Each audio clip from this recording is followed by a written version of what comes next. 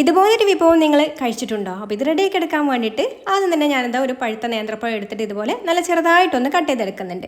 ഇനി ഒരു പാൻ സ്റ്റൗവിൽ വെച്ച് കൊടുത്തിട്ട് അതിലേക്ക് ഒരു ടീസ്പൂൺ ബട്ടർ ചേർത്ത് കൊടുത്തിട്ട് ബട്ടർ മെൽറ്റായി കഴിഞ്ഞാൽ കട്ട് ചെയ്ത് വെച്ചിട്ടുള്ള പഴം ഇതിലേക്ക് ചേർത്ത് കൊടുത്ത് വഴറ്റി ഈ ഒരു രീതിക്കൊന്ന് മൂത്ത് കഴിഞ്ഞാൽ കോരി മാറ്റി വെച്ചിട്ട് ഇതേ പാനിലേക്ക് തന്നെ ഒരു 2 ടേബിൾ സ്പൂൺ പഞ്ചസാര ചേർത്ത് കൊടുത്തിട്ട് ഒന്ന് കാരമലാക്കി എടുക്കാം.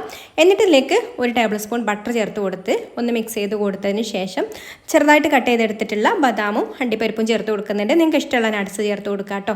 ഇനി ഇതൊന്ന് മിക്സ് ചെയ്ത് കൊടുത്തിട്ട് ഒരു 1.5 കപ്പ് അവിലും കൂടെ ചേർത്ത് കൊടുത്തിട്ട് ഒന്ന് റോസ്റ്റ് ചെയ്തെടുക്കാം. ഞാനിവിടെ എടുത്തിട്ടുള്ളത് കരിമ്പാസിൻ്റെ റോസ്റ്റഡ് അവിലാണ് കേട്ടോ. അപ്പോൾ ഇത് റോസ്റ്റഡ് ആയതുകൊണ്ട് തന്നെ നല്ല ക്രിസ്പിയാണ്.